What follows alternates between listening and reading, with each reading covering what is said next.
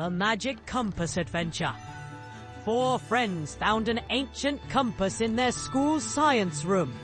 When they touched it, a bright light flashed. They traveled back in time. They appeared on a big wooden boat in the ocean. Just like sailors, they were exploring by watching the sun and stars. There were no maps or phones long ago. That night, a storm came. The waves were big and the sky was dark. The friends felt scared because they were lost in ancient China. They met a wise inventor. He showed them the first compass. It always points north, he said.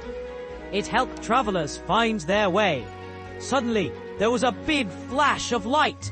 They were back at school again. The friends smiled. They understood that one idea can change the world.